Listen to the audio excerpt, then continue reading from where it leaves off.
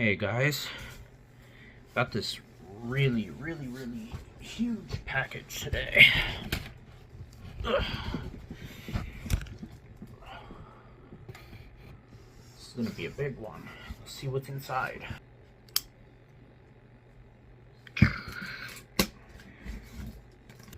Alright, so the box is open right now, but a quick overview is I got a big untested lot of various Atari things, both consoles and games. So we're gonna take a look in the box and see what's inside.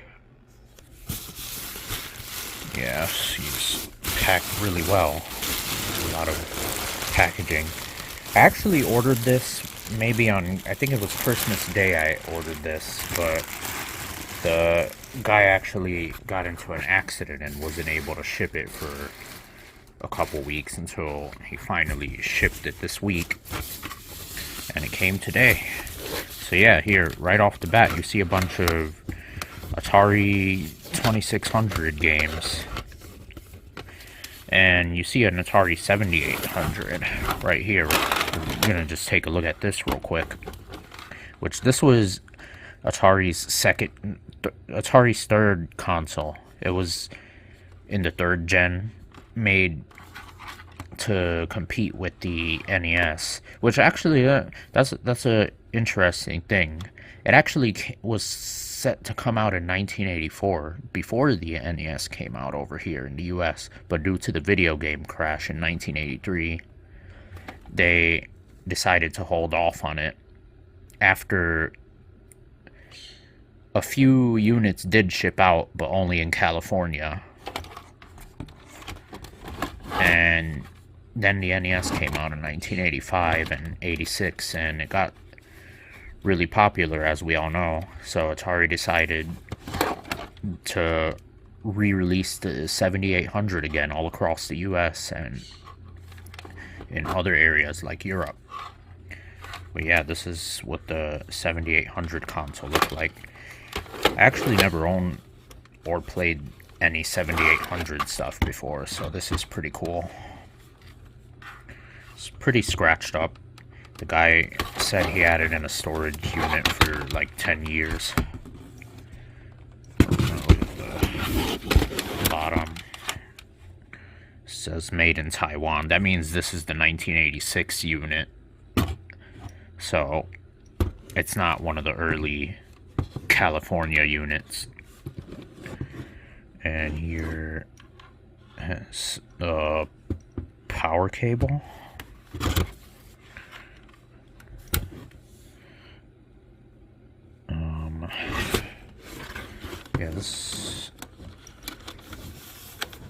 This is all new to me. I remember, and this is the RF cable. So it looks like the power cable's hardwired, which that's actually not a good thing, because what if it breaks and, you know, then you can't use the console anymore. You see the front controller ports. They look like the 2600 controller ports, which another thing about this console is it's fully backwards compatible with Atari 2600 games. So, you know, this also means you could use 2600 controllers on it. I don't know what these switches on the front do, but I'll find out later if it works. Then there's power, pause, select, and reset. So, yeah, what this doesn't have, I think maybe these switches on the front are for like the 2600 games, because, you know, it has those switches. And yeah, so not only was this backwards compatible with all the 2600 games, but even for the 7800 games, this uses the exact same sound chip as the 2600, which for, you know, 1986 standards, it's actually pretty laughable. You can tell they pretty much cheaped out on when they made this console, but you know, they were probably low on cash after the whole crash happened, and they're due to the overabundance of bad quality games that were being released before the crash, and then other random stuff like the 5200, which failed, but they got back on track with the 7800. From what I heard, this is only had maybe about 50 something games ever released for it that were 7800, and for the most part they were, I would say they were kind of on par with early NES games. Like, think of the black box stuff, and it's pretty apparent too, because they even had games by Nintendo on this, like Donkey Kong and Mario Brothers, which is pretty funny to think about. But yeah, so anyway, we're gonna move on and look at all the other stuff that came in the box.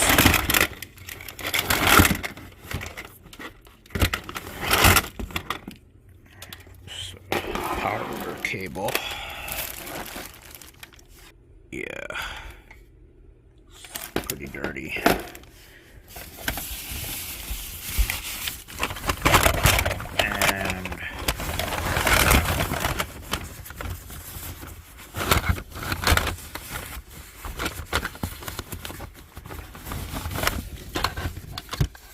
Here, we're just going to take a look at the games that's in here. There's Asteroids, which is pretty cool. There's Phoenix. I don't know what this game is. Here's Laser Blast. I don't know what this is either. Here's the 2600 version of Pac-Man. Infamously one of the worst games out there. It's probably the worst version of Pac-Man you could ever find. And from the eBay listing, there was actually several copies of this, so yeah, that's how common a lot of these Atari games were. They were super mass produced, which led a lot of them to being buried in a desert. A lot of us probably know of that story by now.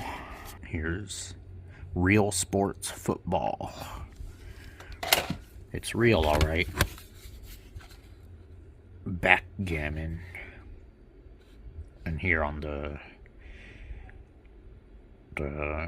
numbers here, I guess it means that's what you need to flip the switch to.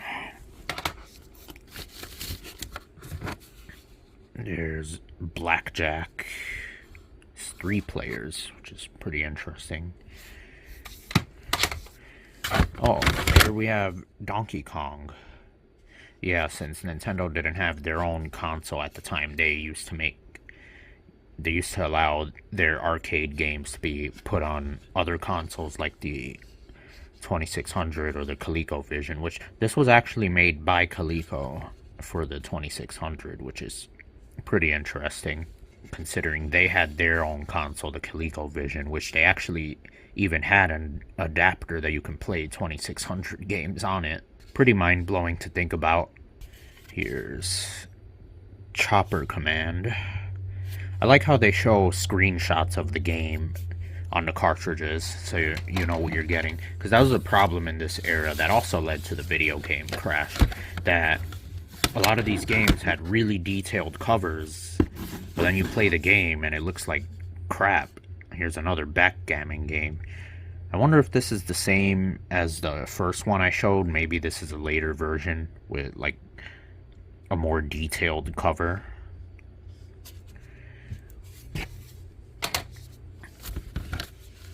Here's Combat. I believe this was like the launch title for the 2600. I think it was either a launch title or pack-in as far as I'm aware. Now forgive me, I don't really know too much about gaming pre-NES. Like, I don't really dive that much into that era of gaming or collect any of it. Like, this is my first time owning any real early Atari era stuff. I used to have an Atari Flashback as a kid, but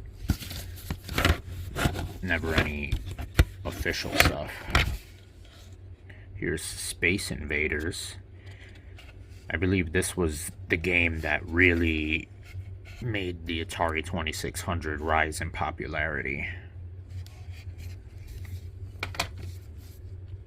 Here's Pole Position 2. This is actually a 7800 game, and you can tell because all the cartridge art is in black and white, which, again, like I was saying about the 7800, you can tell that Atari were really cheaped out on it when they designed it. Same with the marketing. Here's Berserk. I've heard of this game before. Here's Missile Command. Yeah, a lot of these covers are just really, really detailed. Here's a later version of Combat. Yeah, those ones with just the text are, I think they're like launch games. Superman.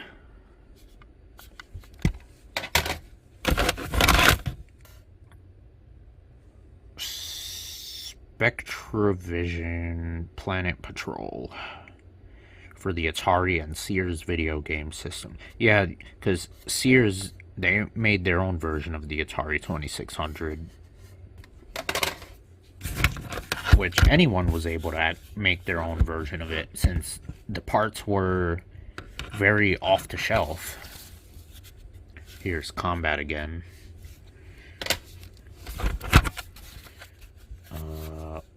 Slot Racers. Never heard of this game. Football.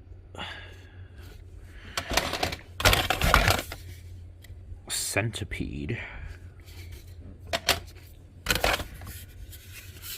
Ice hockey with another picture of the actual game. Yep, another copy of Pac-Man. The crappy 2600 version.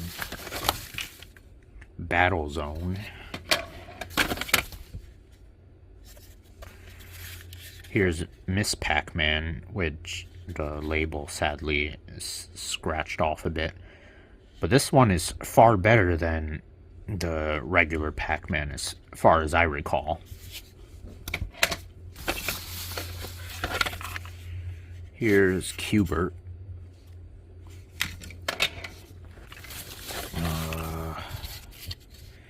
Super Breakout. It's pretty cool. Some, I guess these are just random cartridge labels. I don't know where these came from. If they sold Atari labels like this. Here's E.T. This is one of the games that really helped start the video game crash. A lot of people who know about gaming history know about this game, about how bad it was, how Howard Scott Warshaw was only given like 6 weeks to make this game, and it's pretty crappy. Now, I've never played it for myself, but it's nice to have a big piece of gaming history right here. And as you can see, there's another copy of it. Here's Air-Sea Battle. Never heard of that game. 4 telegames. Tilt, Bonus Balls, and Rollover.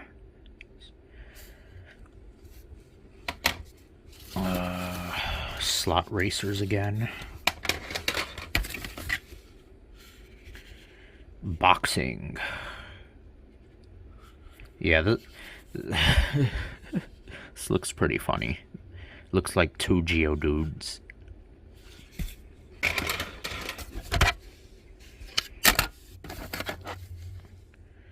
Real Sports Baseball. Boxing. Real Sports. Home Run.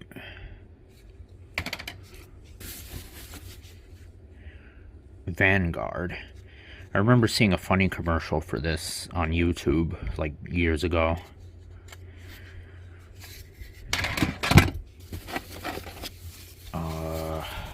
Millipede.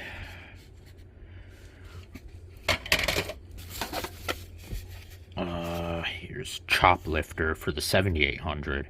I know this game was also on the Master System, but yeah, here's a 7800 game, so it would only work on a 7800. Space Invaders again. Berserk again. A third copy of E.T. Space Invaders again. Canyon Bomber. 2 copies of Frogger. It's a classic. Defender.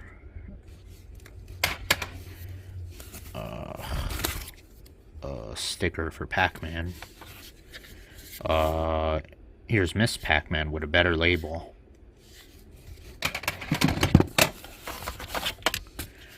Here's another copy of Pac-Man.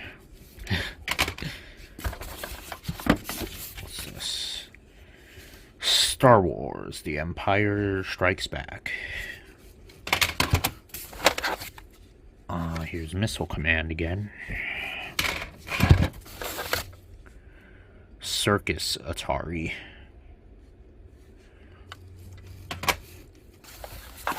Here's Yar's Revenge. I remember this game was on the Atari Flashback that I used to have. I don't know what this is. Dodge 'em.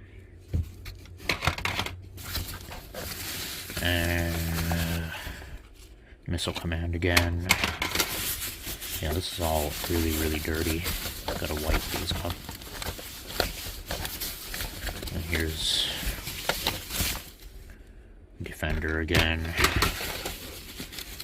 Let's stick with the Pac-Man.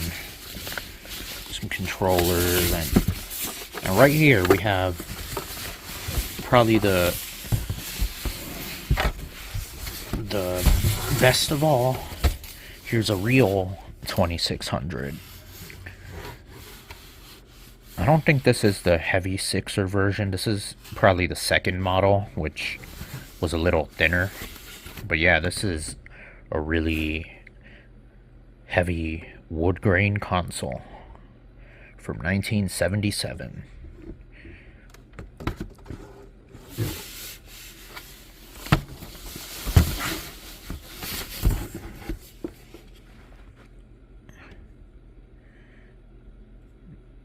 Manufactured for Atari, made in Taiwan.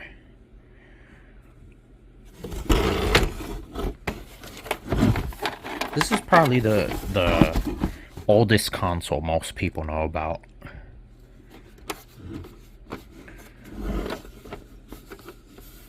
It's one of the first really popular video game consoles. And you can see it has 6 switches. They made later versions of this console that had 4 switches, but this is the original 6 switch configuration. Here's power, TV type, which this supports black and white TVs because people still had that back then. Left difficulty, right difficulty, game select. That's what the numbers on the cartridges mean. They're for selecting a different mode in the game. And then game reset. cartridge slot. And the controller ports are on the back, which is pretty odd. And the RF cable is actually built into the console, which, again, that kind of sucks if it breaks. Yeah, here's... I assume this connects to a box, so we'll see. Oh, yeah, this is pretty cool. I always wanted to own a 2600, a real one, because like I said, I had an Atari Flashback 2 as a kid, which it looked like that, but it was different.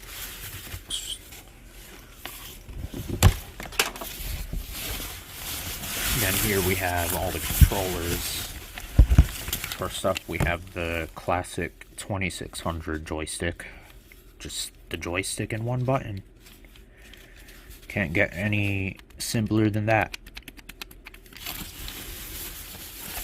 And by the way, if you don't want to use these joysticks, because it uses those ports, you can use that for the... You can use a Sega Genesis controller on the 2600 or the 7800, which is pretty cool.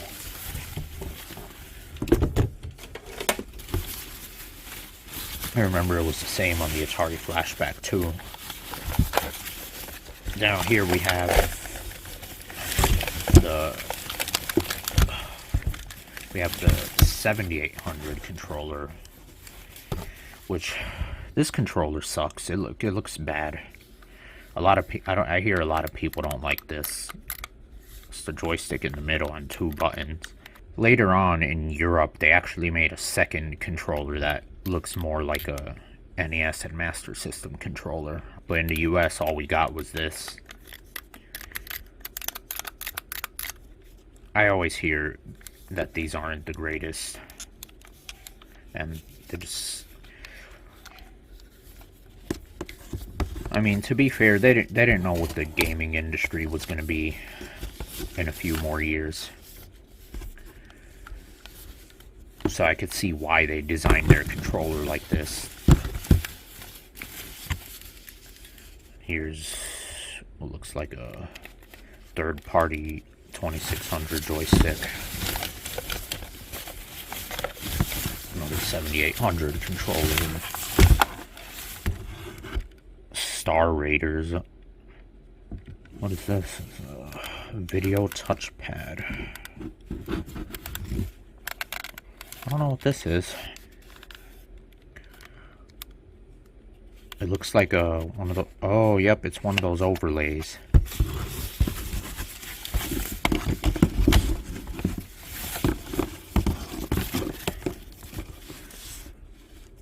Yep.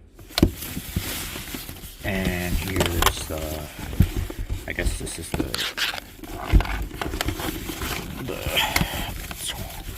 2600 power cable.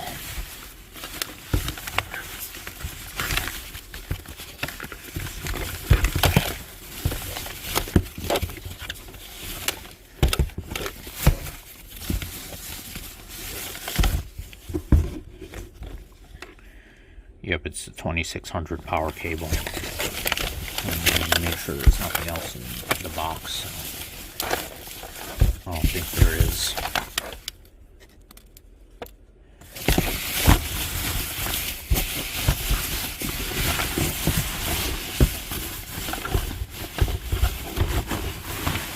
Yeah, no, there's nothing else in here. Here I got more 2600 games from another lot. Here's Superman, probably an early version. Here's Missile Command, Battle Zone, Word Zapper, Pitfall. This is probably the one game that I wanted to get an Atari 2600 for, because I used to play this on the Atari Flashback when I was a kid. It was pretty fun. Nice little early 80s platformer. Asteroids. Real Sports Baseball. And a blank game. I don't know what this is.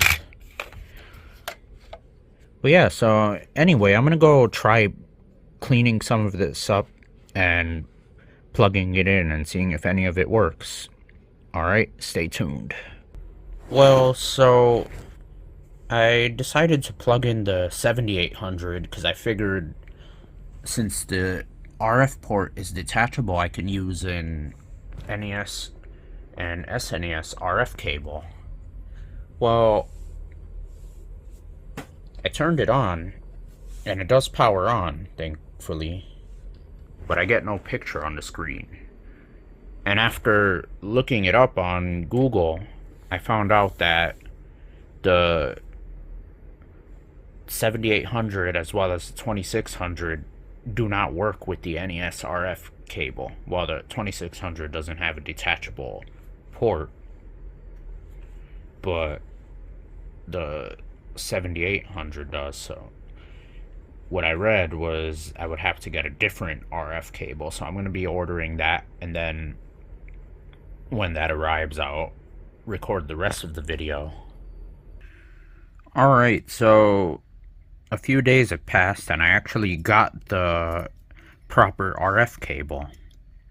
It came with this wire and then this adapter that goes into the TV, which I only got both because it was cheaper than just buying this adapter on its own, so yeah, might as well. And plus, if the one that came with this console doesn't work, then I have another one. So I'm going to plug it in and see if it works, and we're going to try it out. Alright, it's plugged in, so let's turn it on. I don't see anything. Oh! And it works. Showing up on the screen. And real quick, I'm going to test the 2600 as well and see if that works. And now I plugged in the 2600 and we're going to see if this works now. Since what I had to do instead was just take the coaxial thing off the 7800 RF cable and put it on the 2600 built-in one. Alright, we're going to turn it on. I don't see anything.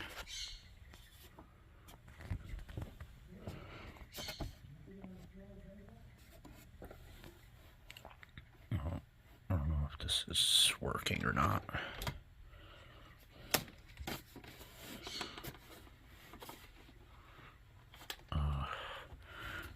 I know when I did plug it in, I saw something weird happen on the screen, so I don't know if this has like a channel adapter, kind of like the 7800 does. Even if I can't get this to work, honestly, I more so just want this as like a display piece, whereas I would actually play the games on the 7800 instead. I don't know what's wrong with this. Let me go to channel 4 and see if that does anything.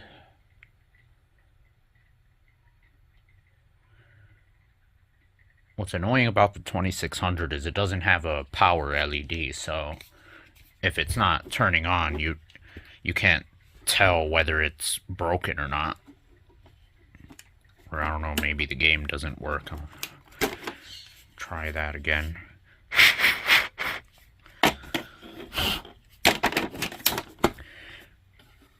I haven't heard too many bad things about as far as the reliability of Atari 2600 or 7800 consoles, so like I heard they're pretty reliable, but I don't know. This is my first time actually using one in person, like a real authentic one, so I know I did when I tried plugging it in, I saw something happen on the screen. I don't know what's going on. Yeah, I don't know, I can't seem to get this to work. Alright, so I'm going to go back to the 7800, and in the next part of the video, I'm going to actually do some captured footage of me trying out a few games on it. Alright, stay tuned.